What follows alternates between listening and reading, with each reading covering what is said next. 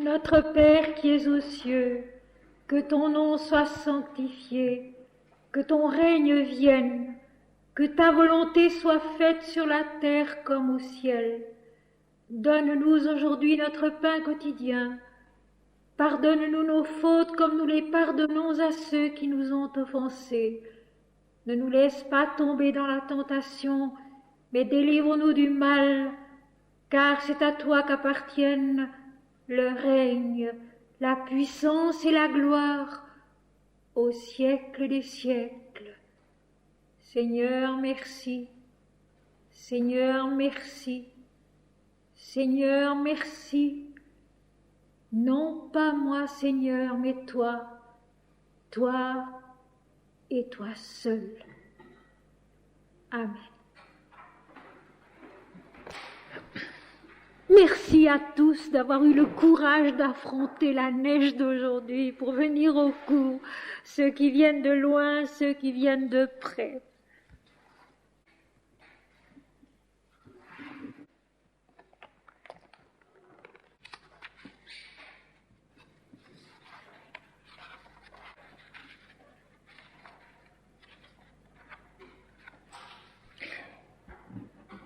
Mes chers amis, ce soir, nous allons donc aborder le 7e plan de la conscience, de la vie et de la réalisation spirituelle.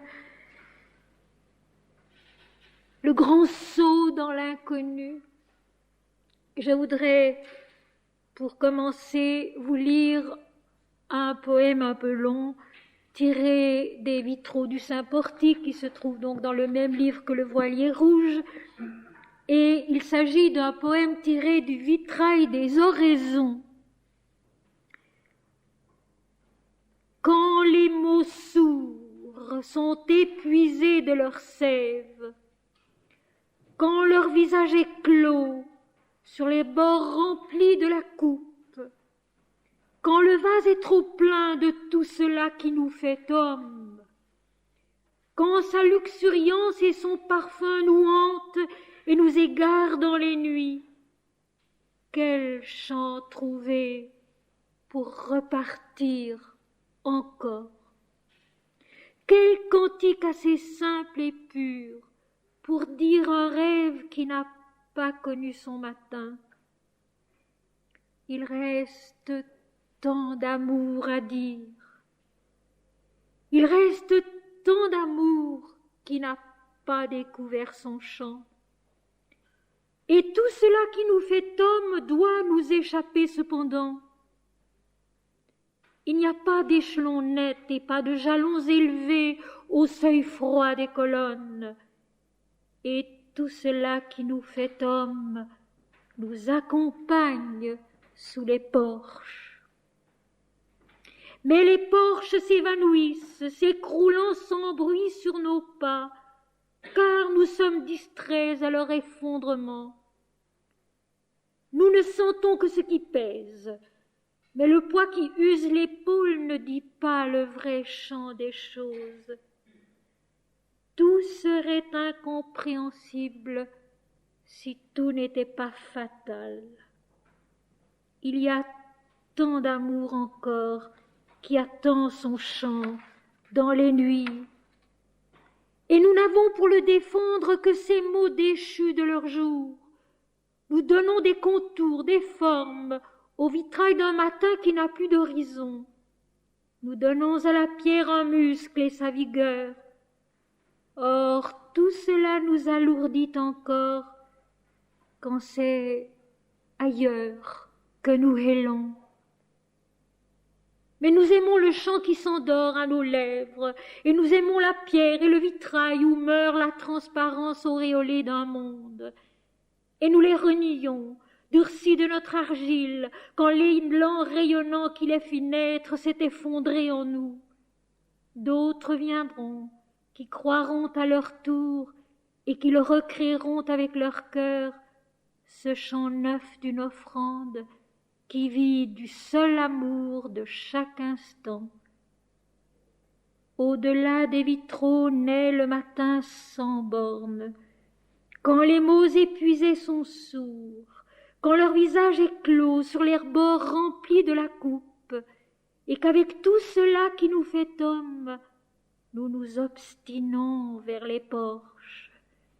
Car le but est ailleurs où vit tout cet amour qui ne sait pas chanter encore, où vit tout cet amour assoiffé d'être à Dieu. Au-delà des vitraux naît le matin sans bornes, quand les mots épuisés sont sourds, quand leur visage est clos sur les bords remplis de la coupe, et qu'avec tout cela qui nous fait homme, nous nous obstinons vers les porches. Car le but est ailleurs, où vit tout cet amour qui ne sait pas chanter encore, où vit tout cet amour assoiffé d'être à Dieu. Et j'étais bien loin au moment où j'ai écrit ce poème de l'analyse du 7e plan de la conscience et de la vie, de cette 7e lettre de l'Apocalypse, auquel ce poème finalement convient si bien. Je vais commencer par vous lire la lettre, un peu pour vous aider à la relire vous-même chez vous, à relire toutes ces lettres vous-même chez vous,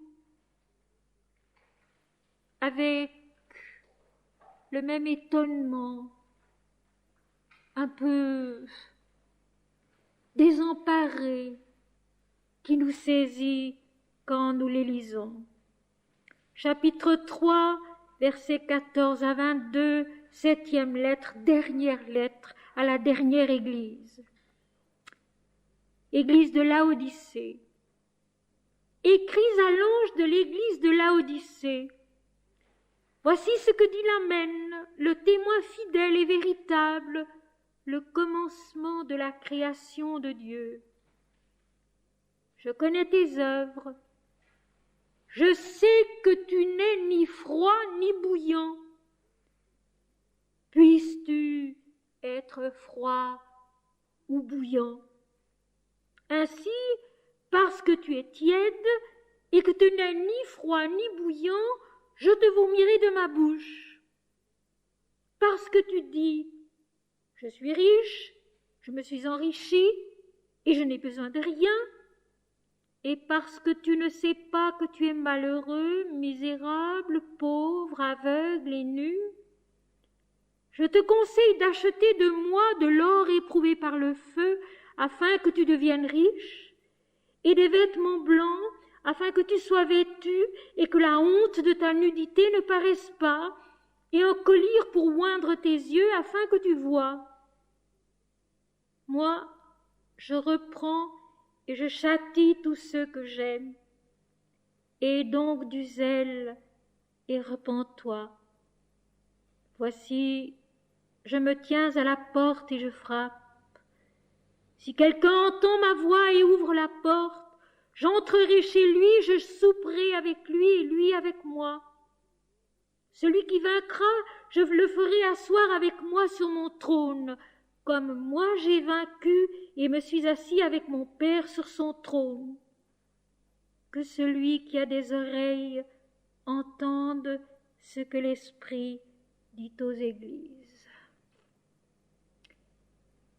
Et lorsqu'on lit ainsi un passage de l'Apocalypse, un passage de la Bible, il est bien évident, je dirais que ça saute aux yeux.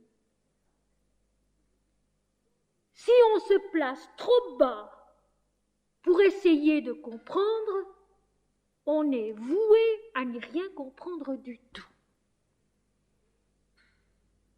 Rappelons-nous la 6e lettre, la dernière fois. Cette montée dans l'amour parfait du semblable, où la conscience de l'homme qui n'aime plus que Dieu seul semble tout près de passer plus haut. Et nous venons de remarquer que le ton de cette 7e lettre est terriblement sévère au début. Il y a donc là quelque chose à apprendre, quelque chose à comprendre de beaucoup plus grand, de beaucoup plus élevé que ce que nous aurions tendance à faire au premier abord, et surtout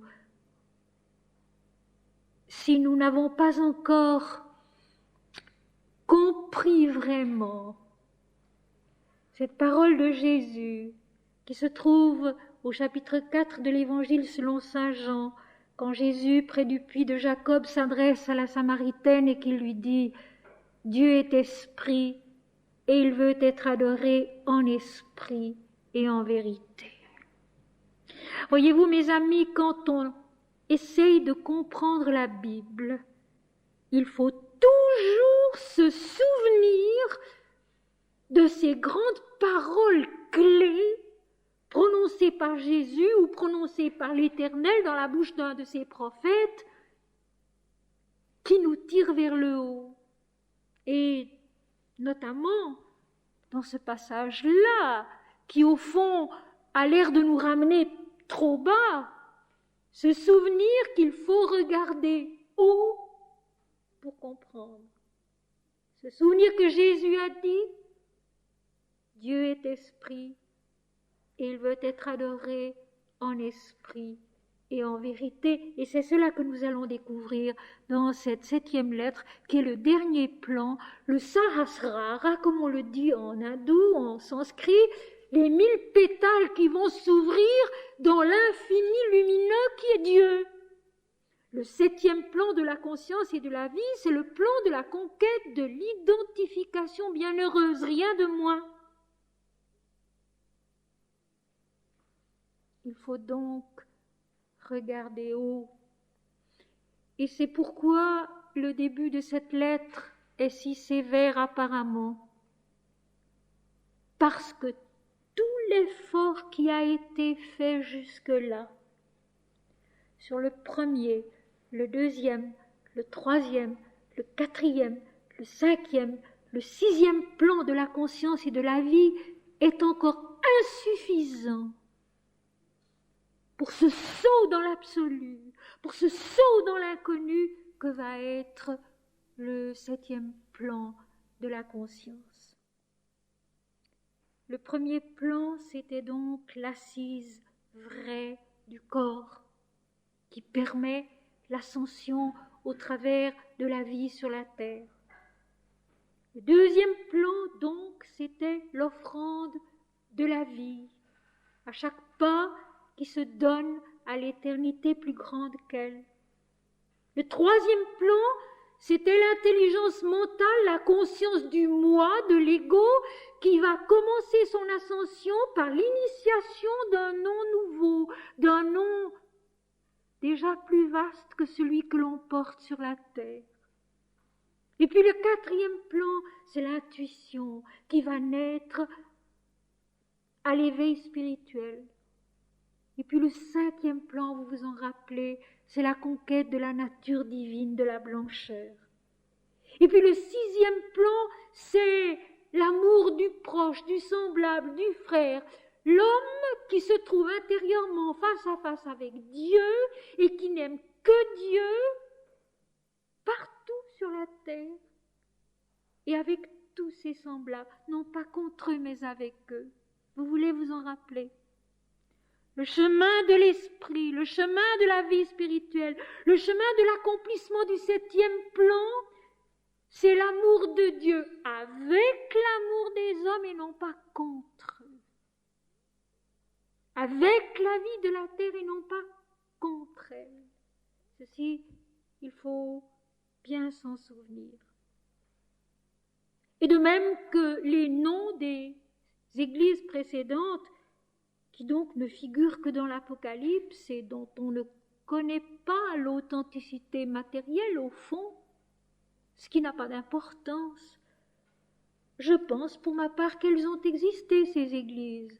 Ça ne me gêne pas du tout de me dire qu'elles ont existé. Mais il m'importe aussi de savoir que nulle part ailleurs elles ne sont citées. Ce qui prouve qu'elles ont une valeur intérieure, une valeur spirituelle, une valeur éternelle plus grande que leur réalité concrète pendant un certain nombre de décades. De même, la Odyssée ne se trouve nulle part ailleurs que dans l'Apocalypse, et la Odyssée est aussi formée de deux mots grecs, laos, holaos, le peuple, et hédike, la loi. Et vous allez voir tout à l'heure combien c'est juste, combien c'est vrai, une fois de plus. De même que Philadelphie, Philène aimait Adelphos, le frère le semblable, l'amour du frère du semblable dit tellement bien ce qu'est ce plan de conscience-là. De même, l'Odyssée, la loi du peuple, la loi de l'être tout entier, avec ses différents plans et ses populations intérieures, correspond au message de la 7e lettre qui est l'accomplissement, l'ouverture du 7e plan de la conscience qui est l'identification bienheureuse. Alors il faut se souvenir tout en lisant que le but c'est ça. Le but c'est là, c'est l'identification bienheureuse. Il faut donc prendre des sentiers qui montent et non pas des sentiers qui... Le but c'est là, c'est l'identification bienheureuse.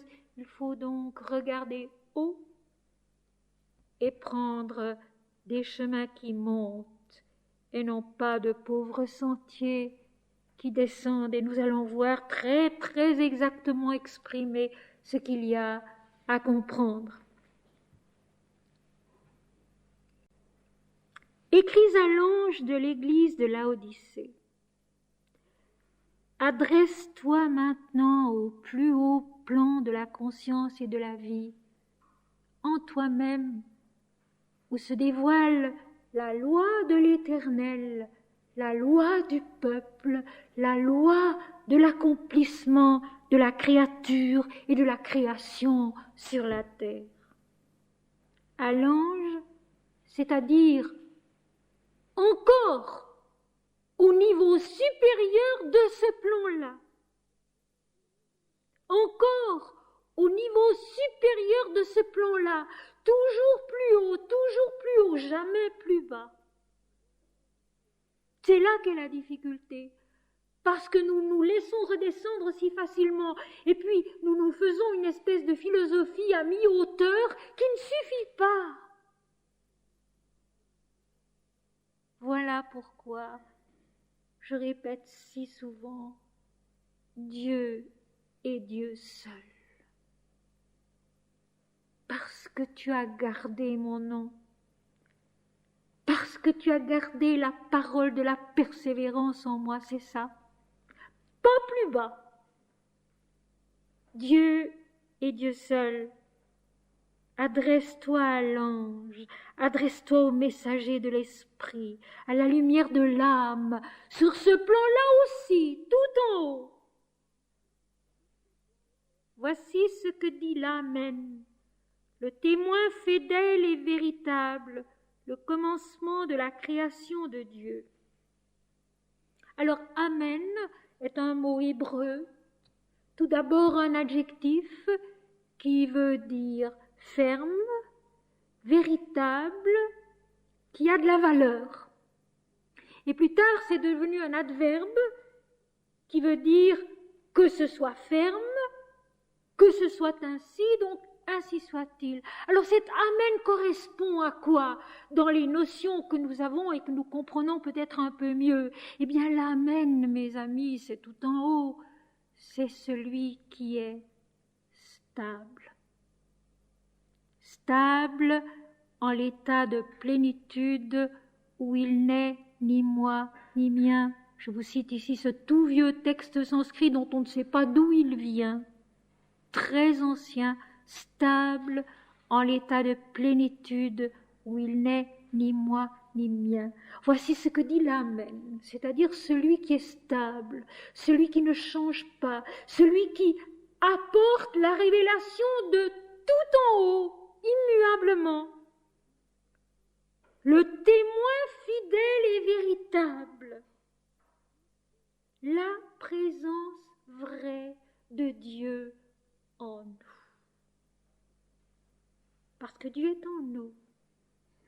La présence vraie de Dieu en nous. Non plus notre illusion, notre imagination, ce que nous croyons que Dieu est, parce que très longtemps c'est cela. Non pas ce que nous croyons que Dieu est, mais en nous le témoin fidèle et véritable, celui qui est vraiment la présence de Dieu en nous, donc le Fils, le Christ, qui est nous-mêmes.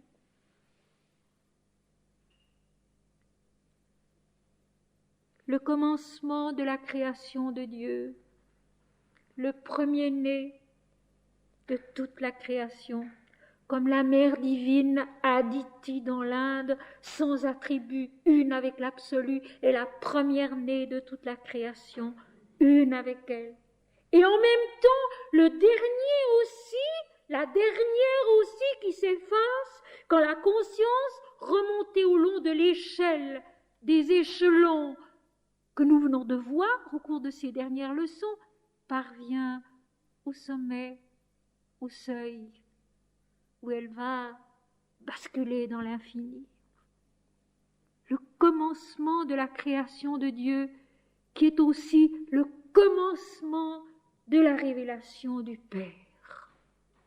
Nous avons maintenant escaladé tous les échelons de la création de Dieu en nous-mêmes pour parvenir à ce palier où nous arrivons au commencement de l'infini, au commencement de l'absolu. Et ce témoin fidèle et véritable, cet Amen, c'est Jésus-Christ, l'impersonnel Fils de l'absolu, en qui, par qui, pour qui toutes choses ont été créées et subsistent, pour parler admirablement comme l'a fait l'apôtre saint Paul. Donc voici ce que dit l'Amen, le stable, le seul qui soit stable, parce que notre qualité à nous, c'est d'être instable. Le témoin fidèle et véritable, la présence vraie de Dieu en nous, le commencement de la création de Dieu, le commencement de la révélation, le commencement de la résurrection. Et toujours, je connais tes œuvres. Autrement dit, et c'est si merveilleux, mes amis, écoutons-le bien. Je te connais. Dieu qui nous dit, au-dedans de nous, cette parole merveilleuse, je te connais. De quoi souffrons-nous si souvent? C'est de n'être pas connus ou d'être méconnus, pensons-nous. Mais Dieu nous dit, je te connais. Je connais tes œuvres. Je sais qui tu es. Et comme Dieu nous attire à lui, nous élève à lui, il ne nous apporte pas des félicitations pour ce qui a été réalisé sur les plans précédents, où pourtant il y a eu effort, il y a eu purification, il y a eu accomplissement, il y a eu élévation, dépassement, mais il nous montre ce qui manque pour aller plus loin. En bon père, en bonne mère, en excellent professeur, il ne nous félicite pas, mais il sait où nous sommes arrivés et il sait ce qui manque pour aller plus loin. Et nous allons voir tout à l'heure que ce que dit là le témoin fidèle et véritable, l'Amen, le commencement de la création de Dieu, c'est immense et ne se ramène pas du tout à des notions petitement humaines. Je connais tes œuvres. Autrement dit, je te connais. Et pour moi, quand je lis une phrase comme celle-là, parce que j'ai connu très intimement les dieux hindous, les divinités hindoues, cette phrase-là, elle porte un nom divin. C'est Ishvari, la Mère divine qui est le Seigneur de justice, qui n'intervient jamais, qu'on n'adore pas, qu'on n'invoque pas, mais qui est immuablement la justice et la vérité. Ishvari, la Mère divine qui est le Seigneur de la justice et de la vérité, qui connaît les choses dans leur exactitude et qui est par conséquent le chemin infaillible par où on passe pour aller plus loin, pour aller plus haut. Et tous ces noms de dieux hindous qui sont vie divine nous apportent avec eux non seulement une révélation plus précise, mais tellement vivante, tellement complète dans leur plénitude d'être. Pour moi, cette phrase « Je connais tes œuvres », c'est Ishvari. La Mère divine, infaillible, impassible, qui ne change jamais, qui est la vérité de chacun et de tous, et qui est par conséquent le chemin, le témoin fidèle et véritable, l'amen et le commencement de la création de Dieu. Je sais que tu n'es ni froid ni bouillant. Puisses-tu être froid ou bouillant? Et pourtant, dans la lettre précédente, au 6e plan de la conscience, il y avait cette phrase admirable. Voici, je te donne ceux de la synagogue de Satan qui se disent juifs et ne le sont pas, mais qui mentent. Voici, je les ferai venir se prosterner à tes pieds et connaître que je t'ai aimé. Il y avait là un sommet d'amour entre l'homme et Dieu. Et maintenant, à l'étage supérieur, je sais que tu n'es ni froid ni bouillant.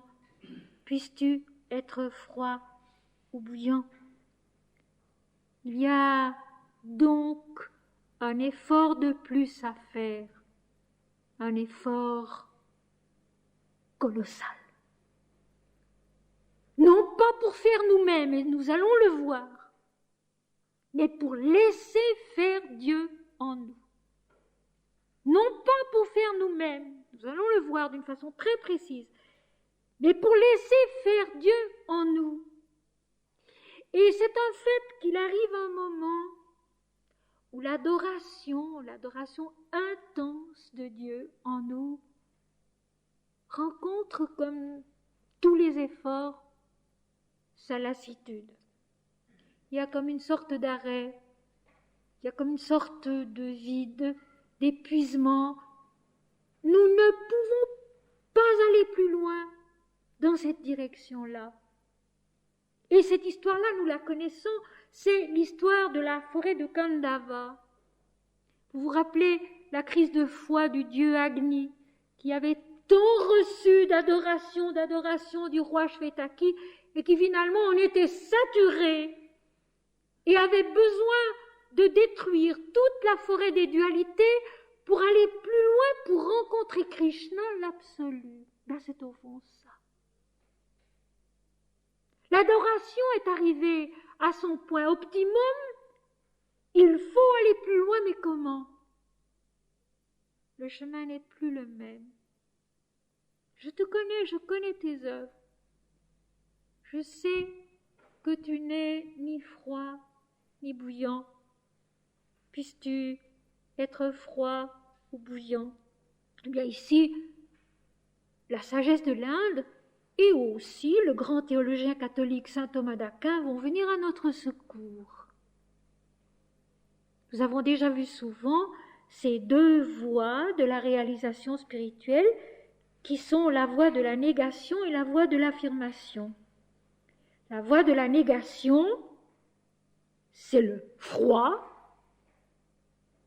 Dieu n'est pas ceci, pas ceci, pas ceci, pas ceci, pour arriver à la négation absolue qui fait connaître Dieu.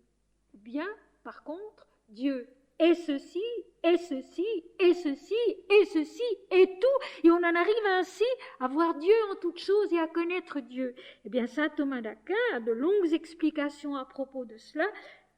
La voie par la négation qui aboutit à Dieu, la voie de l'affirmation qui aboutit à Dieu. En sanskrit, neti, neti, neti, la voie de la négation, iti, iti, iti, la voie de l'affirmation. Eh bien, si on veut donner un exemple, c'est plus facile pour la voie de l'affirmation. Nous avons sous les yeux de grands exemples de ces adorateurs parfaits de Dieu qui, à force de voir Dieu en tout et partout, ont connu Dieu. C'est Sri Ramakrishna, c'est Saint François d'Assise et c'est aussi, dans une certaine mesure, Sainte Thérèse d'Avila. Et la voie de la négation, eh bien, ce sont les grands jnanines d'autrefois dans l'Inde, c'est le Maharshi, c'est dans une certaine mesure un Saint Jean de la Croix. Ces grands mystiques, dont les uns ont utilisé la rigueur de pensée spirituelle absolue, et les autres ont utilisé l'adoration, l'amour de Dieu, la ferveur totale. Mais attention, nous allons voir tout à l'heure que cette rigueur de l'esprit absolu doit venir de Dieu en nous et non pas de nous-mêmes, et que cet amour total de Dieu en toutes choses et en tout notre être doit venir également de Dieu et non pas de nous-mêmes. Puisses-tu être froid ou bouillant? Jusqu'ici, mes amis, tout ce qu'il y a d'humain en nous a joué son rôle et joue son rôle et garde sa valeur. Maintenant, c'est la fin de la valeur humaine.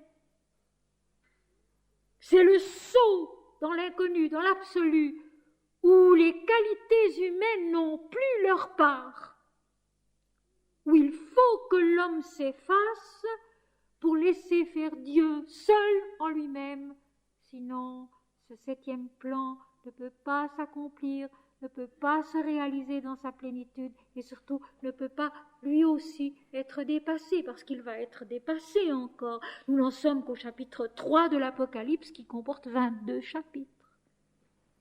Et nous avons toujours tendance à penser que c'est fini, non pas du tout. Non, pas du tout. Il faut encore aller plus loin et toujours plus loin. Puisses-tu être froid ou bouillant, avoir cette droiture, cette rectitude de pensée parfaite, qui ne veut plus que la vérité de l'esprit, la lumière de l'esprit, la limpidité du jour éternel et infini, ou bien être bouillant, avoir cette ferveur, cette ardeur qui ne se contente plus que de Dieu révélé dans sa plénitude. Ainsi, parce que tu es tiède et que tu n'es ni froid ni bouillant, je te vomirai de ma bouche. Et voyez-vous, mes amis, j'ai souvent entendu citer ce verset 10 du chapitre 3 de l'Apocalypse, mais à un niveau beaucoup trop bas. Considérant la piété de l'homme, plus ou moins ardente, plus ou moins froide, ou plutôt tiède. Il ne s'agit pas du tout de cela. Il s'agit d'un plan beaucoup plus élevé. Il s'agit d'une exigence totale de la lumière, comme le disait Rabindranath Tagore dans l'un de ses poèmes. L'exigence totale de la lumière, l'exigence totale de notre être. N'oublions pas, nous allons le retrouver, la loi du peuple, la loi de notre être entier, et pas seulement d'une petite partie. Voici, parce que tu es tiède, parce que pour le moment, l'effort fourni, l'effort accompli en Dieu te paraît suffisant, et que, ou bien tu ne sais pas encore qu'il faut aller plus loin, ou bien tu ne le peux pas encore. Je pense à Sri Ramakrishna qui n'arrivait pas à dépasser l'adoration de la Mère divine, mais quand même encore dans un esprit de dualité. Il le voulait, mais il n'y parvenait pas. C'est exactement le problème qui se trouve ici. Il le désirait, dépasser cet amour de la Mère divine pour entrer dans l'absolu. Mais il n'y parvenait pas. Et il disait lui-même, je n'y arrive pas, je ne peux pas. Jusqu'à ce qu'à un moment donné, le Seigneur vienne à lui sous l'apparence de Totapouri et lui en donne la force. Parce que tu es tiède et que tu n'es ni froid ni bouillant, je te vomirai de ma bouche. Or, la bouche de l'Éternel, mes amis, qu'est-ce que c'est? La bouche de l'Éternel, c'est le verbe de vérité. La bouche de l'Éternel, c'est le verbe de vérité. Tu n'entreras pas dans ma vérité, mais tu retomberas dans l'ignorance à partir de laquelle il faut recommencer à monter. Sur tous les plans de l'existence et de la conscience, c'est ainsi. Et je voudrais que cette parole ne nous effraie pas. Ce n'est ni une menace, ni une condamnation. C'est simplement un état de fait. La loi du peuple, la loi de la vie créée par le Seigneur, c'est cette totale renaissance à lui, ou alors ce lent et long recommencement par lequel il faut toujours se remettre à monter parce qu'on est redescendu, n'ayant pas eu la force d'aller plus loin au moment où c'était requis. Ce n'est ni une menace ni une condamnation, c'est un état de fait. La vérité est telle, la vérité est ainsi, la vérité est Dieu. Et pour y arriver, eh bien, il faut devenir soi-même absolu. Mais pas absolu comme le sont les hommes, qui pour être absolu condamnent plus de la moitié de la création. Absolu. Le tout ensemble. Absolument vrai.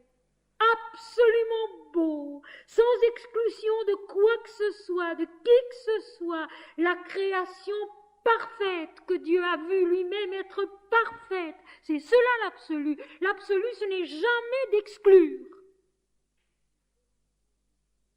Vous sentez dès lors le travail qu'il y a à faire, l'effort qui est à accomplir par Dieu en nous.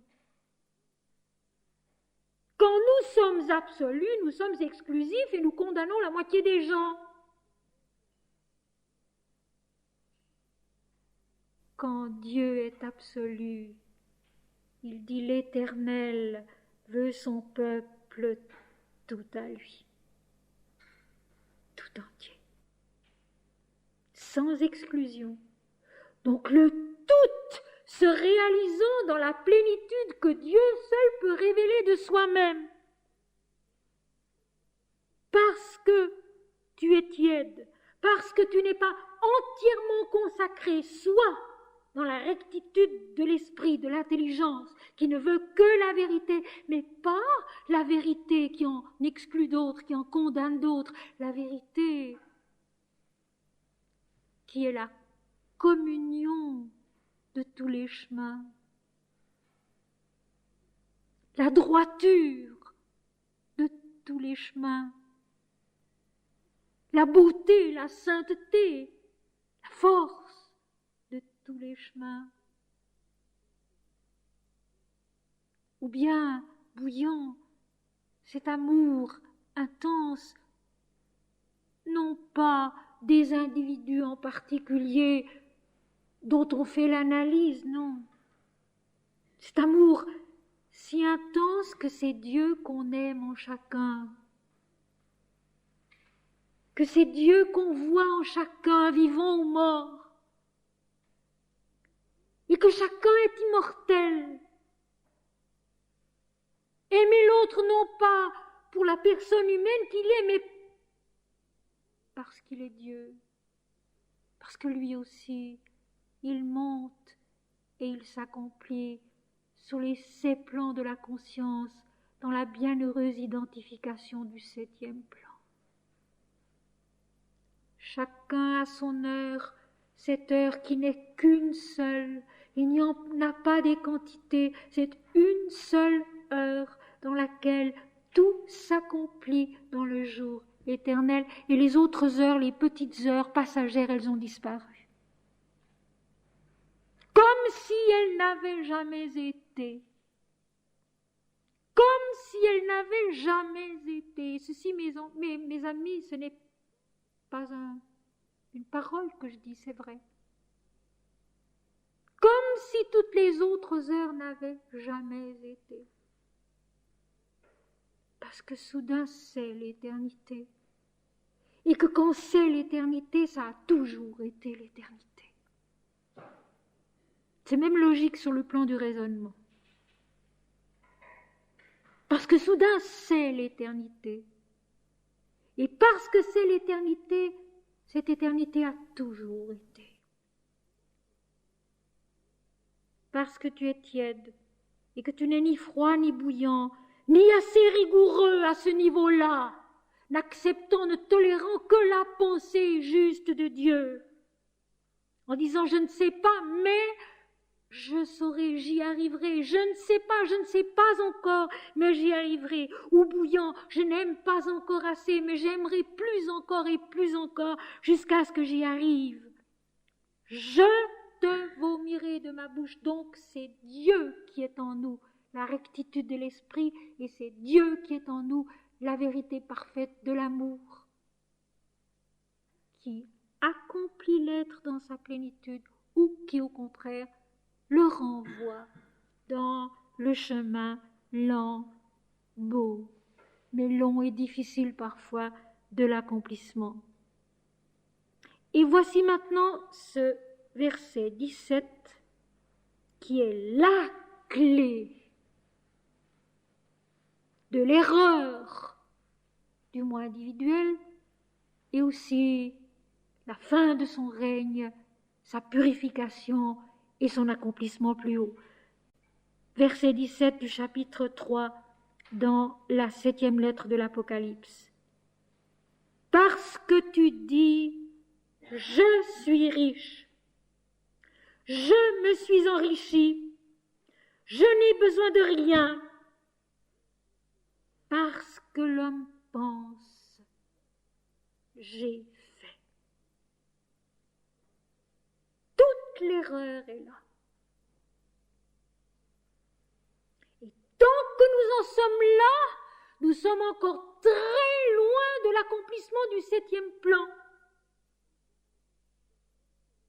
C'est la clé. Parce que tu dis, j'ai fait.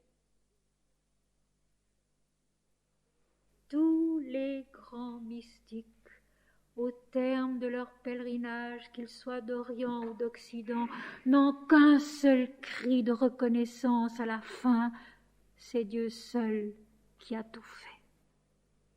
Et c'est vrai. Tant qu'on dit j'ai fait, on n'y est pas du tout.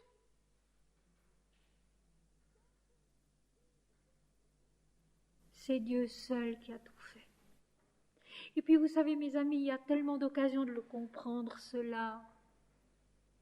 Comment ferions-nous bien souvent dans la vie qui est la nôtre si ce n'était pas Dieu qui faisait? Si ce n'était pas Dieu qui nous donnait la force, la capacité, l'intelligence, la persévérance, comment aurions-nous fait? Nous ne faisons pas, nous ne pouvons pas. Je n'ai jamais rien fait, voilà la vérité. C'est Dieu qui a fait. Et c'est aussi la seule délivrance, mes amis. Le jour où on arrive à vivre cela, ce n'est pas moi, c'est Dieu qui fait. Il n'y a plus de problème.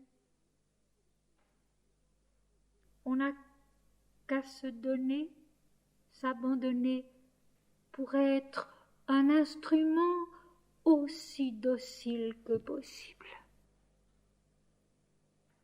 Un instrument aussi docile que possible. Non pas moi, Seigneur, mais toi, parce que tu dis je suis riche.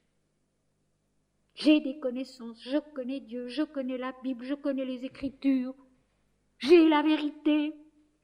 Je me suis enrichi, j'ai fait un effort pour en arriver là, pour connaître les textes, pour connaître la vérité. Je n'ai besoin de rien, je peux marcher tout seul. Et parce que tu ne sais pas, tu te crois riche, tu crois que tu t'es enrichi, que tu as fait un grand effort pour cela, tu crois que tu n'as besoin de rien, mais tu ne sais pas que tu es malheureux, parce que tu es dans l'illusion, dans le mensonge, dans la vanité, dans l'orgueil, dans l'égoïsme. Tu es malheureux, tu ne sais pas, tu es dans l'ignorance. Misérable, de la misère que dit si bien saint Thomas dans son évangile au Logos 3. S'il vous arrive de ne pas vous connaître, alors vous êtes dans la pauvreté, et c'est vous la pauvreté. Quand vous vous connaîtrez, alors vous serez connus, et c'est vous, les fils du Père le vivant. Se connaître, c'est connaître Dieu en soi. Le témoin fidèle et véritable, l'amen, le commencement de la création de Dieu. Non pas moi, Seigneur, mais toi. Parce que tu ne sais pas, tu ne sais pas. Tu crois de toute bonne foi que tu es dans la vérité, que tu as fait du bon travail, que tu as fait un excellent effort, que tu n'as besoin de rien, que tu as la grâce, comme on me dit des fois. Et parce que tu ne sais pas que tu es malheureux, parce que tu es dans le mensonge, tu es dans l'illusion, misérable, parce que tu ne te connais pas, tu ne te connais pas en Dieu, pauvre, de la pauvreté de l'esprit, qui ne possède pas cette rigueur, cette richesse de l'esprit, cet abandon de l'amour. Aveugle, tu ne vois pas, tu ne vois que toi-même, tu ne vois pas Dieu. Et nu, c'est-à-dire dépouillé de ta vraie richesse, dépouillé de ta véritable nature. Et alors le verset 18 que je trouve si beau. Je te conseille d'acheter de moi. Je te conseille d'acheter de moi. Tu es libre. Mais je te conseille, je t'appelle, je t'attends, je t'attire, je t'offre ce dont tu as besoin. Moi, le Seigneur en toi, tout au fond de toi, tout au haut de toi, je suis là. Je t'attends. Je t'offre ce dont tu as besoin, parce que ce dont tu as besoin, tu le trouveras en moi. Et l'expression acheter est belle aussi. Je te conseille d'acheter de moi. Donc de faire l'effort, de faire le travail qui te permettra d'obtenir de moi. La collaboration entre l'Éternel et nous. Le don est gratuit, c'est sûr. Mais il est plus merveilleusement gratuit encore parce que l'homme a le droit. Il a part à la grâce. Il a part à la rédemption. Il a part à la résurrection. Il ne l'attend pas passivement. Il y va en s'y donnant, en s'y abandonnant, en s'y instruisant, en s'y éclairant. Il n'est pas un jouet, il est un être complet dont la vraie résurrection est une totale maturité. Un être complet dont la vraie résurrection est une totale maturité. L'homme devenu ce qu'il est réellement. Et pas seulement à moitié. Rappelons-nous de cela. La résurrection, c'est l'homme parvenu à sa totale maturité par un effort dans lequel il a été constamment guidé, aidé, soutenu par Dieu lui-même, mais où il a sa part de communion. Ça ne peut pas être plus beau. L'homme a sa part de communion dans l'acte divin de sa résurrection, de sa rédemption. Je te conseille d'acheter de moi. Viens à moi pour obtenir, pour mériter de l'or éprouvé par le feu. Alors l'or éprouvé par le feu dans l'Apocalypse et dans toute la Bible, c'est la splendeur inaltérable de l'Esprit Saint. L'or qui est inaltérable, cet or transparent comme du cristal qui ne reflète que Dieu seul, l'or éprouvé par le feu, c'est la force inaltérable, quelles que soient les difficultés, de la lumière de l'Esprit en nous. Et cet or éprouvé par le feu, mes amis, on peut finir par le voir en soi-même. On peut finir par en avoir tellement conscience de cette limpidité, de cette transparence, de cette intensité de lumière qui est incontestable et indiscutable et qui n'a rien de comparable avec nos certitudes terrestres et humaines. C'est tout autre chose. Du fond de nous-mêmes, nous savons que c'est vrai. Et pas seulement vrai un moment qui pourra être démenti plus tard, mais que c'est vrai depuis toujours de la même manière et pour toujours sans changement. Ça, c'est le mystère de la révélation au-dedans de nous quand elle vient. Quand elle vient, comme Jésus dit, je viens.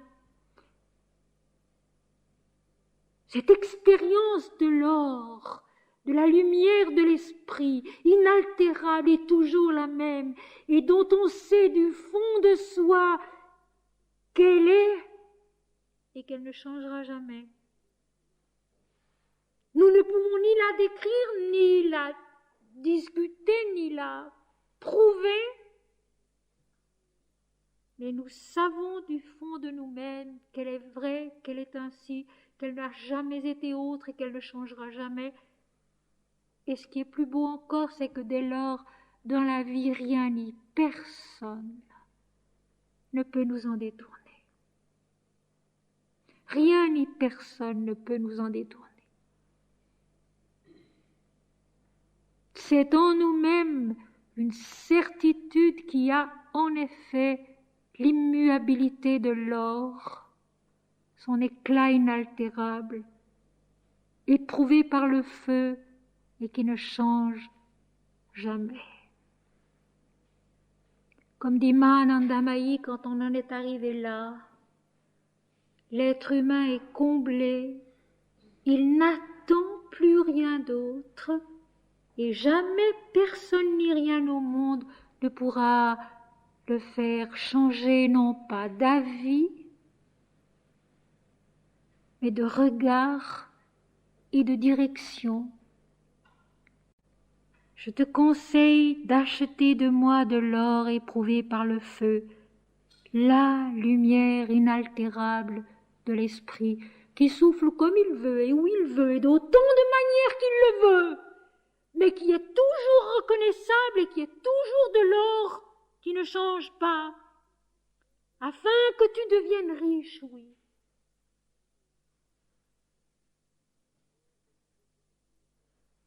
D'une richesse qui ne cesse jamais de grandir. Ce n'est pas une fin. Ce n'est pas un trésor qui nous est donné pour que nous le gardions afin qu'il demeure intact, non. C'est un trésor inaltérable et qui ne cesse pas de grandir.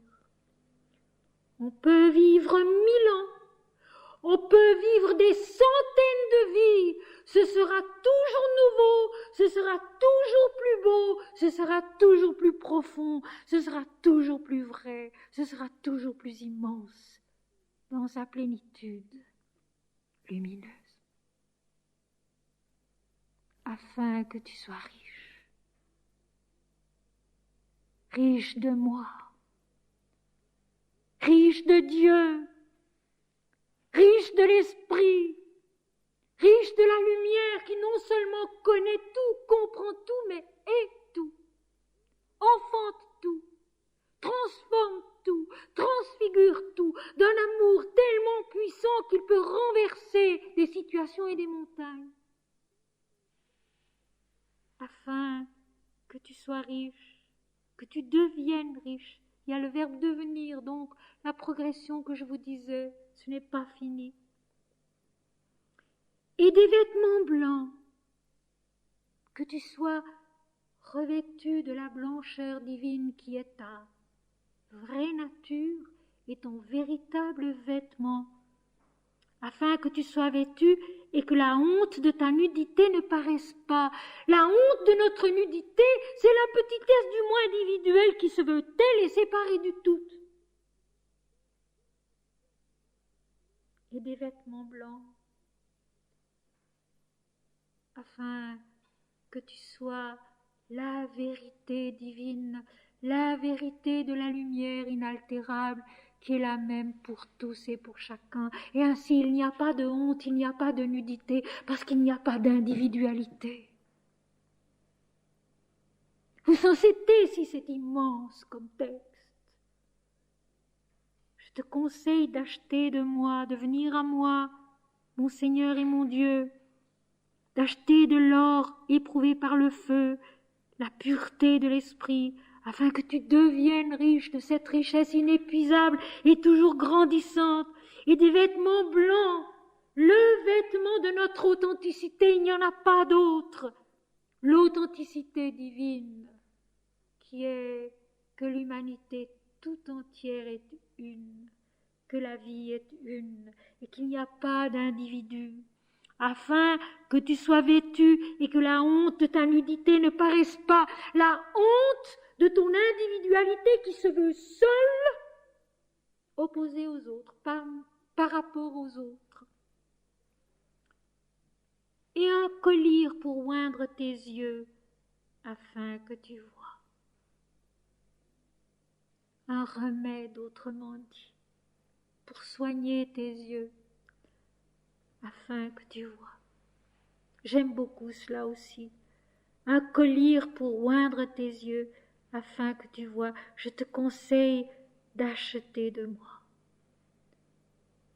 un remède, un baume, pour soigner tes yeux, pour guérir tes yeux, afin que tu vois. Parce que nos yeux aussi sont pauvres, mes amis. Ils voient tellement de choses qui sont inutiles à voir. Ils voient tellement de choses qu'il ne faudrait pas même remarquer. Et ils ne savent pas voir ce qu'il faut voir. Et ils ne savent pas regarder où il faut regarder. Ils sont aveugles, nos yeux, aveuglés par nous-mêmes, aveuglés par la vie, aveuglés par tout ce qu'on voit, par tout ce qu'on raconte. Il faut les laver. Il faut les laver, il faut demander au Seigneur un remède, un collier, un baume pour les soigner, afin qu'ils s'ouvrent sur la vie et sur soi-même et sur l'invisible, en étant que lumière de vérité, que joie d'amour, que tendresse et que beauté. Il faut que Dieu guérisse nos yeux pour que nous ne soyons plus aveugles à tout cela qu'il est et qu'il est visiblement en nous-mêmes et autour de nous, afin que tu vois. Vous vous rappelez l'autre jour, pendant le séminaire de Gier qui se terminait par le cri des deux aveugles, « Aie pitié de nous, fils de David !» Et Jésus qui s'arrête et leur dit, « Que voulez-vous que je vous fasse ?» Et la réponse que nos yeux voient, eh bien c'est cela. Et Jésus les guérit et ils le suivent. D'acheter de moi un collier pour oindre tes yeux afin que tu vois. Que tu vois l'amour et non la haine. Que tu vois la vérité et non le mensonge. Que tu vois la beauté et non la laideur. Que tu vois l'intérieur des choses et non pas toujours en surface. Que tu vois Dieu en toi-même, Dieu dans la vie, Dieu chez les autres, Dieu partout et à chaque instant. La loi du peuple, la bouche de vérité, la parole de vérité, le collier de Dieu pour nos yeux, la richesse de l'esprit pour nous, le vêtement blanc du divin pour chaque homme, pour chaque créature. Voilà ce qui attend au-delà de l'accomplissement du 7e plan de la conscience et de la vie. Verset 19. Moi je reprends et je châtie tous ceux que j'aime, et donc du zèle et reprends-toi. Je reprends et je châtie. J'éprouve l'homme, mais je l'éprouve selon ses forces et selon ses capacités. Je reprends et je châtie tous ceux que j'aime. Si on se souvenait de cela dans les moments difficiles. En ce moment, ma vie est difficile. Le Seigneur est à l'œuvre en moi, pour moi. Si on se souvenait de cette parole, je reprends et je châtie tous ceux que j'aime. Et donc, courage et repens-toi, c'est-à-dire change de point de vue, vois autrement, regarde autrement. Encore la même chose. Vois autrement, regarde autrement. Ne dis pas moi j'ai fait et j'ai bien fait. Ne dis pas moi je sais et je possède la vérité. Avance. Avance avec la vie comme elle est. Parce que la vie comme elle est si admirablement bâtie pour nous éduquer, pour nous faire grandir, pour nous transformer, pour nous transfigurer. Elle est si admirablement bâtie avec ses âges différents, qui requièrent des travaux différents, une persévérance différente. Et quand nous en avons pris conscience, quand nous le savons, alors il est tout de même assez facile de s'astreindre à répéter le nom de Dieu. Mon Seigneur est mon Dieu, mon Seigneur est mon Dieu. Je ne vois plus, je suis aveugle, je suis pauvre, je suis dépossédé, je ne sais plus rien. Mon Seigneur est mon Dieu, toi tu sais. Et je viens acheter de toi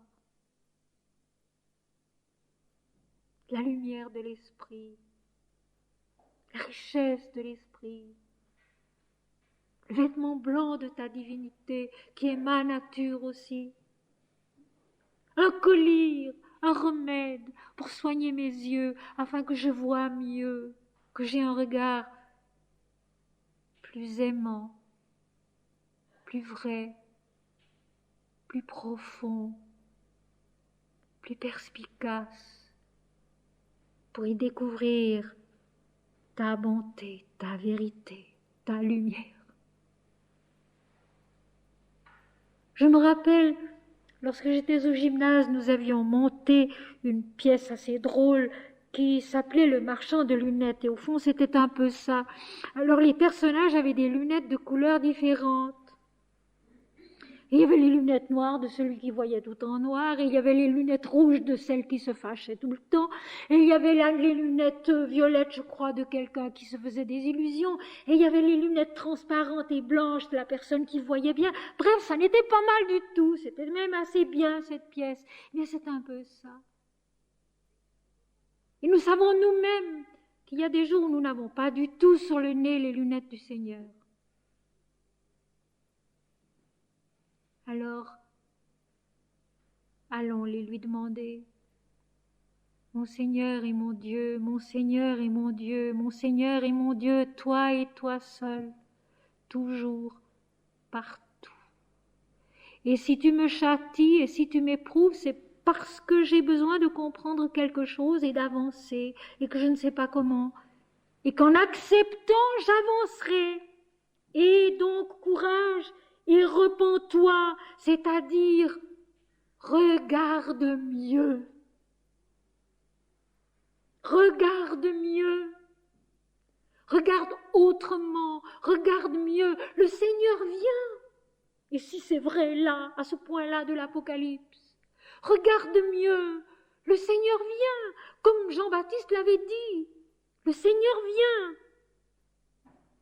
Voici, je me tiens à la porte et je frappe. C'est toujours vrai. Le Seigneur est là et il frappe à la porte de notre conscience, tout en haut.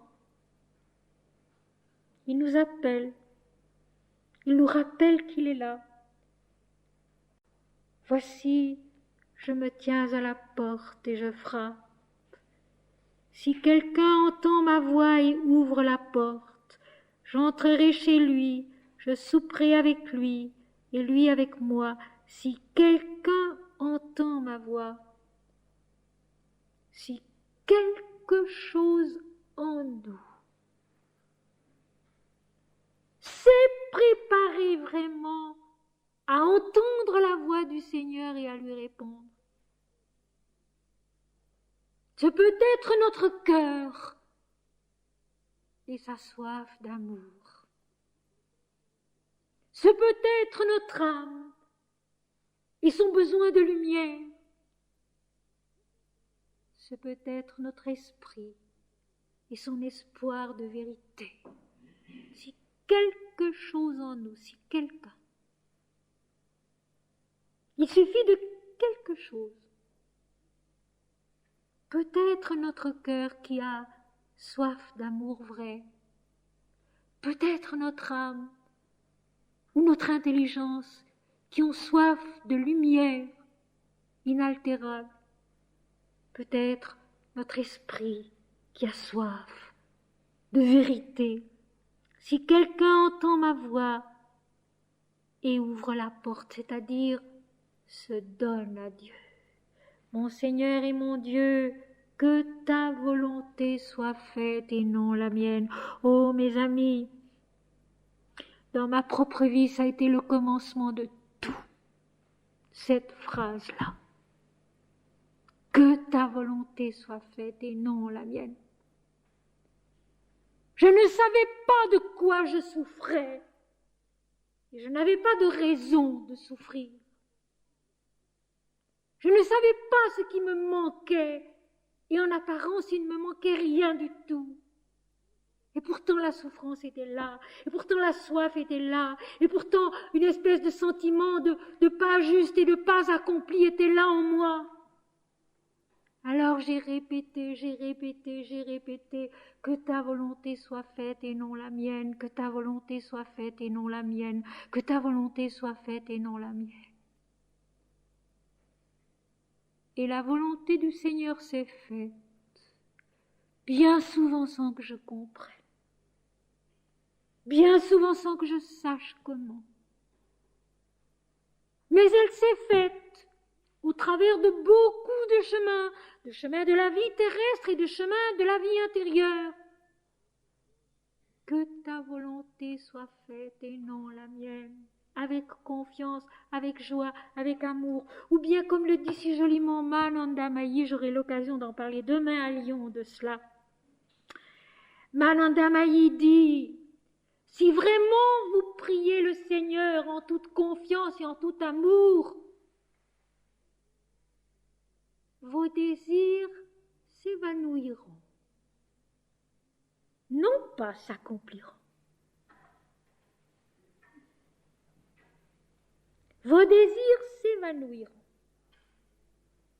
non pas s'accompliront. Il viendra autre chose à la place, de plus grand, de plus vrai, de plus beau. C'est bien cela.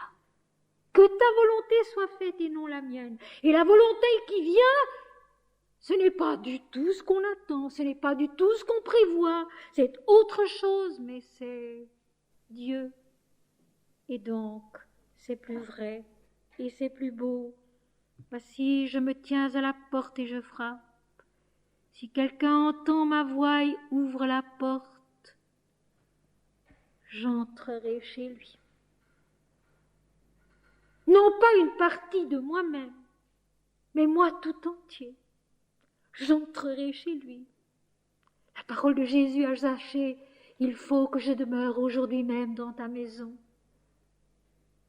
J'entrerai chez lui. Dieu tout entier vient. L'infini fait irruption dans le fini. L'éternel fait irruption dans le temporel. Dieu naît en l'homme, pour parler comme les hymnes védiques. J'entrerai chez lui, je souperai avec lui, et lui avec moi. Il y aura un échange des substances de vie, un échange de la vie, et nous serons un. Ça, c'est l'accomplissement bienheureux de l'identification entre l'homme et Dieu. Voici, je me tiens à la porte et je frappe. Et Dieu y est, toujours. Il attend toujours, il frappe, et il attend que nous répondions. Si quelque chose en nous l'entend, si quelqu'un entend ma voix et ouvre la porte, j'entrerai chez lui, je souperai avec lui et lui avec moi, nous serons un. Mangeant la même nourriture de l'éternité, vivant de la même lumière de l'esprit, heureux dans le même amour divin. Verset 21. Celui qui vaincra donc son moi individuel, parce que maintenant le moi individuel n'existe plus. La délivrance a eu Dieu, l'homme s'en remet à Dieu. L'homme s'en remet à Dieu. Ça ne veut pas dire du tout qu'il n'y aura plus de lutte. Je voudrais bien le préciser. Ça ne veut pas dire du tout qu'il n'y aura plus de lutte. Mais l'homme maintenant a la clé. Il sait comment s'en remettre à Dieu. Celui qui vaincra, je le ferai asseoir avec moi sur mon trône. Donc, le Fils de l'homme et l'homme terrestre se connaissent comme étant un seul et le même, dans le même règne, sur le même trône qui est Dieu en l'homme et en Christ. Comme moi j'ai vaincu et me suis assis avec mon Père sur mon trône. Voilà une phrase importante. Jésus sur la terre était soumis lui aussi à la loi du peuple, à la loi de l'Éternel, à la loi de la vie, qui veut qu'un homme consciemment franchisse les 6 plans de la conscience et de la vie et parvienne au 7e. Et le 7e, c'est premièrement pour le Christ la tentation dans le désert, Matthieu et Luc 4, où Jésus, connaissant qu'il est Dieu, chasse la tentation de Satan en lui répondant « Tu aimeras le Seigneur ton Dieu et tu le serviras lui seul. Dieu est Dieu seul et non plus moi. » Et puis, en spectacle pour le monde, une deuxième fois, Jésus triomphe de l'incarnation du moi individuel à Golgotha sur la croix. Le triomphe de l'esprit dans l'incarnation, le moi individuel qui disparaît pour que tout soit accompli, consommé en Dieu seul, en l'Esprit seul, comme moi j'ai vaincu et me suis assis avec mon Père sur son trône. Je suis le chemin. Je suis le chemin. Les 7 plans de la conscience et de la vie, c'est Jésus. Dans le monde et en nous et en lui-même sur la terre et en lui-même en tant que celui qui marche au milieu des 7 chandeliers. Que celui qui a des oreilles entende ce que l'Esprit dit aux églises. Il y a là, il me semble, dans ce refrain qui vient à la fin de chacune des 7 lettres de l'Apocalypse, comme une prière que l'homme apprenne à entendre, à écouter et à comprendre selon l'esprit de vérité et non pas selon l'étroitesse de la dualité mentale de l'intelligence humaine. C'est un rappel, et vous voyez que ce rappel est déjà venu 7 fois, que celui qui a des oreilles entende.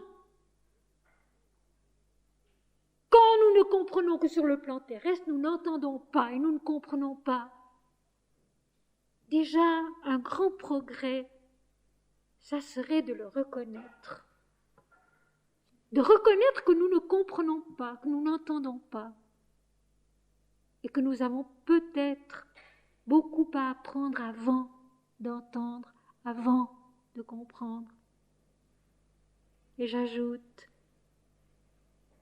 c'est une joie d'apprendre. C'est une joie d'apprendre, jour après jour, à comprendre mieux selon l'esprit et non plus selon l'homme.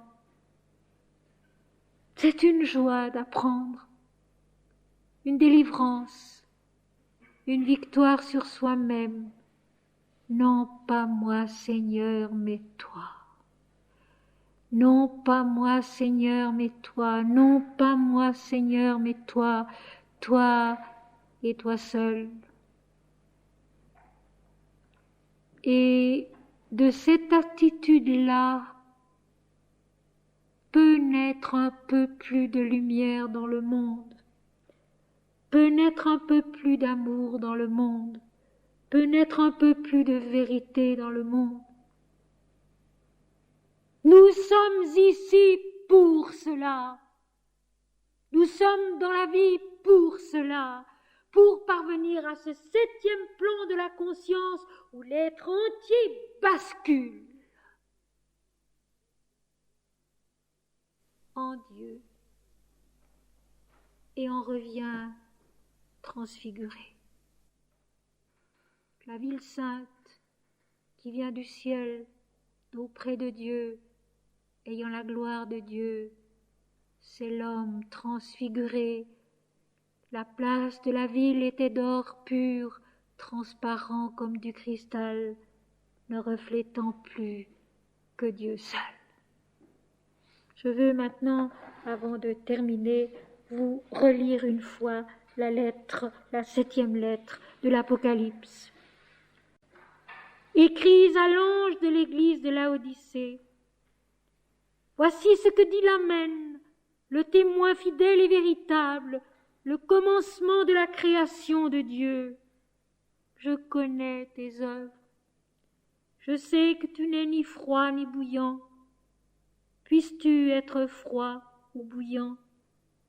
Ainsi, parce que tu es tiède et que tu n'es ni froid ni bouillant, je te vomirai de ma bouche et entendons bien, je te rejetterai loin de mon verbe de vérité dans lequel tu dois encore lentement et longuement grandir.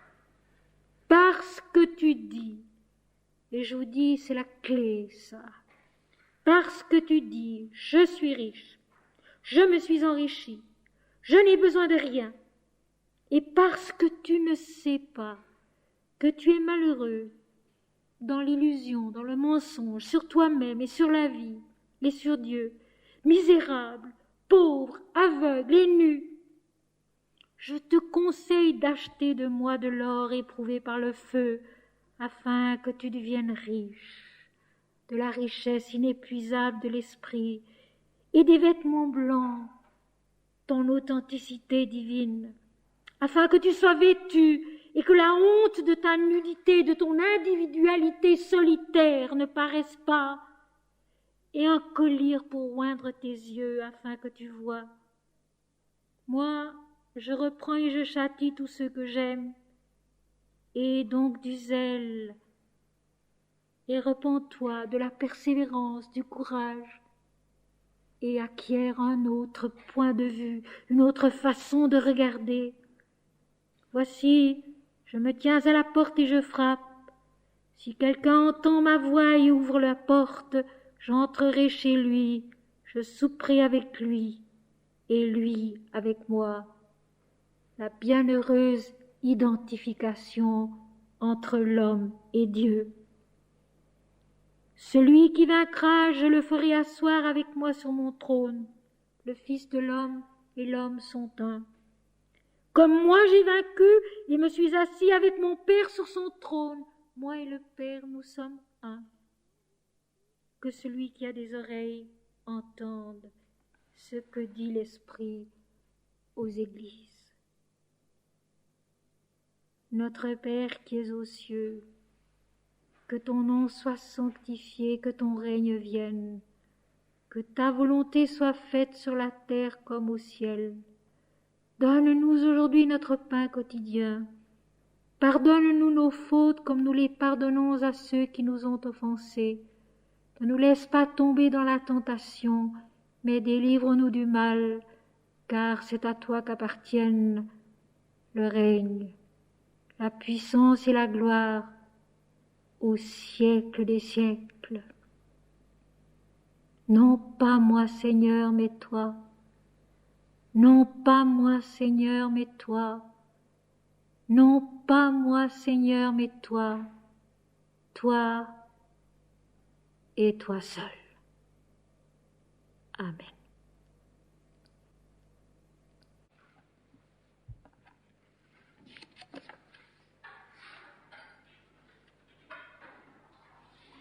L'Apocalypse,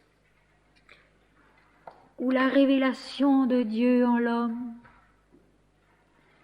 l'évangile de la connaissance et de la miséricorde, c'est cela et pas autre chose. L'Apocalypse, la révélation de Dieu en l'homme, l'évangile de la connaissance et de la miséricorde. Un chemin qui est en nous et qu'il faut suivre.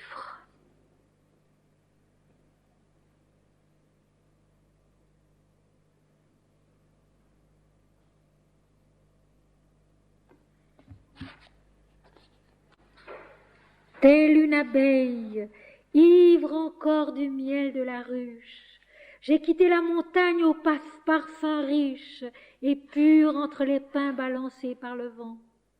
J'emporte leur résine et leur chant avec la majesté de leurs sombres dessins sur le profil des soirs.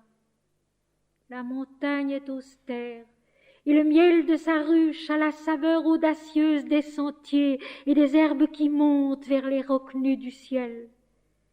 Et la cime suivra les courbes de ma course, comme une ombre pesant de son fruit sur mon cœur, à l'heure où tout chancelle, à l'heure où tout triomphe, dans le jour qui renaît, inouï sur mon front.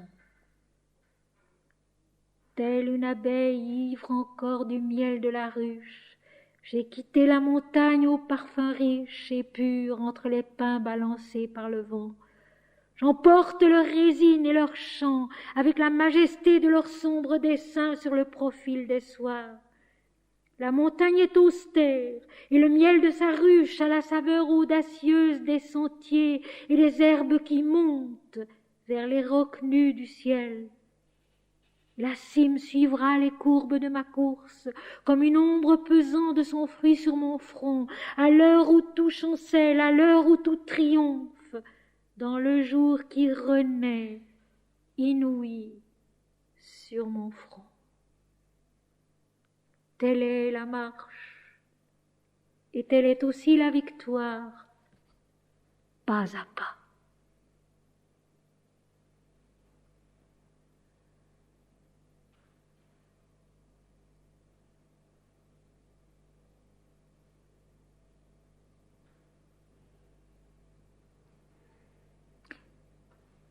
Je vous aime tous,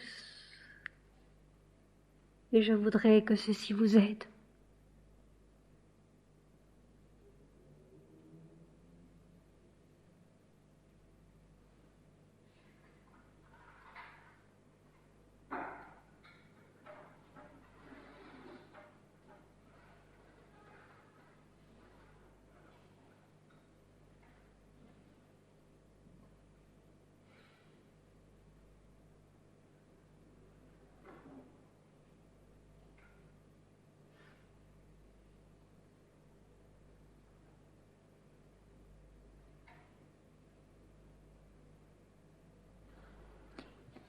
Il a neigé sur nos cœurs ce soir.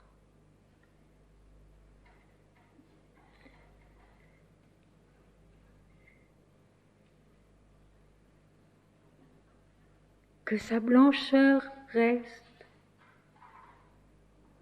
et que notre joie monte, comme les flocons dont on ne sait jamais très bien s'ils montent ou s'ils descendent.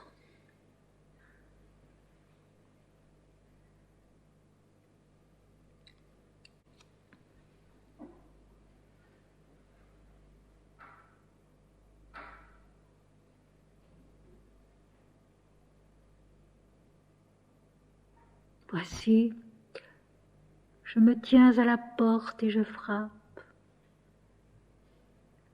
Si quelqu'un entend ma voix et m'ouvre la porte, j'entrerai chez lui, je souperai avec lui et lui avec moi.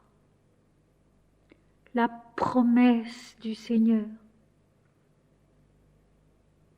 Et ceci, mes amis, pas seulement une fois, à la fin des fins,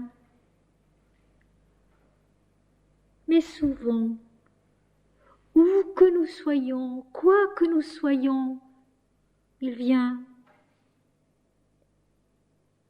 et il partage un repas de l'esprit avec nous. Et nous en sortons fortifiés. Et nous en sortons éclairés. Et nous en sortons pleins d'ardeur pour reprendre la route et le chemin qui, de tous les côtés, conduit à Dieu, d'où que nous venions, tels que nous sommes, et tels que lui sait que nous pouvons devenir.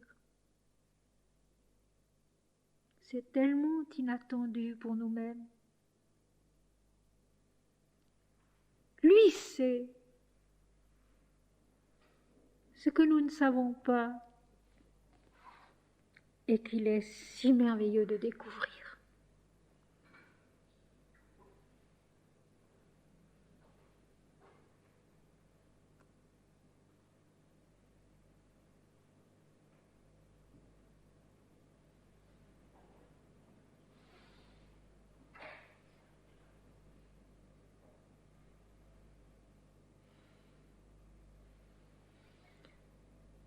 Heureux les mendiants de l'esprit, car le royaume des cieux est à eux.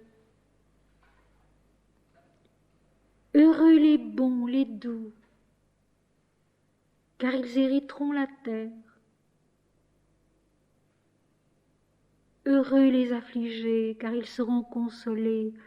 Heureux ceux dont la peine est Dieu et dont la consolation est Dieu. Heureux les miséricordieux, car ils obtiendront miséricorde. Heureux ceux qui ont faim et soif de la justice, de la vérité, car ils seront rassasiés. Heureux ceux qui procurent la paix, car ils seront appelés fils de Dieu. Heureux ceux qui ont le cœur pur, car ils verront Dieu.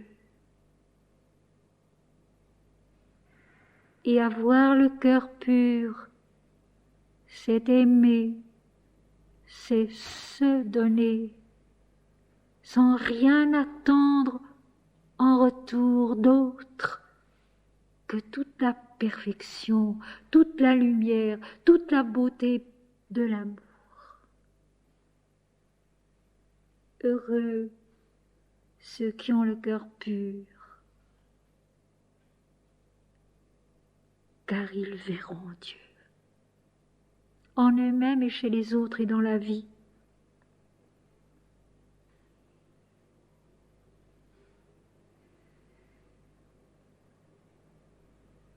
Je vous donne ma paix, je vous laisse ma paix. Je ne la donne pas comme le monde la donne. Je vous donne ma paix, je vous laisse ma paix. Je ne la donne pas comme les hommes la donnent.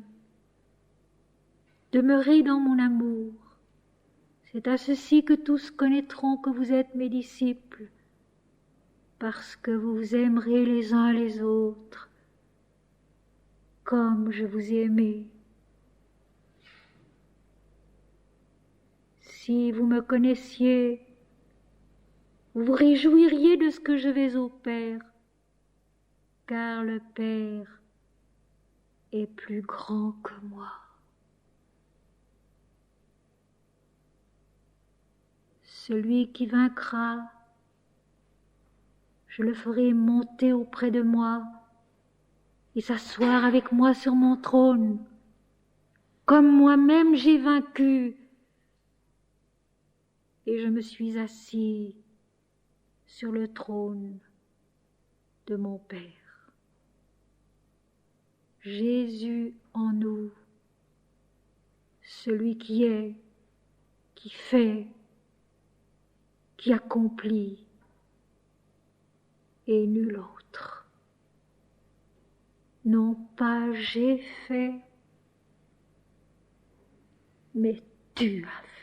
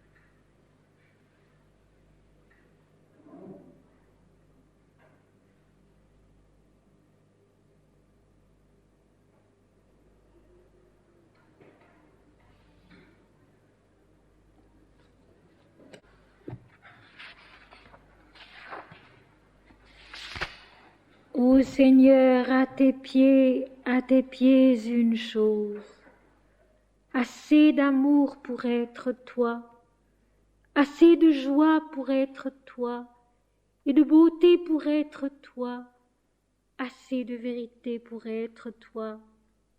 Je te vois, je t'écoute, comme un serment dans mon silence, comme un essaim d'amour s'abattant sur mon front. Et tes paroles sont le nectar de ma foi. Le seuil du porche est en prière, et j'y verse les eaux bues à ta source avec le vase de ma peine, et j'y verse les eaux toutes bues à ta source comme une offrande à tes pieds d'or. Il n'y a qu'un chant sous le porche, un seul hymne sacré offert à ta grandeur. Et je voudrais être plus pure, car le tumulte de ma voix assourdit mes oreilles. Tu m'as donné d'ouïr pour que je m'attarde à ton chant, et le chant de mon cœur m'inquiète bien plus. J'irai m'asseoir encore au bord clair de ta source, et quand parlera le silence avec ma voix, je saurai que ma lèvre n'a remué que de ta bouche, et que c'est toi seul qui parlait.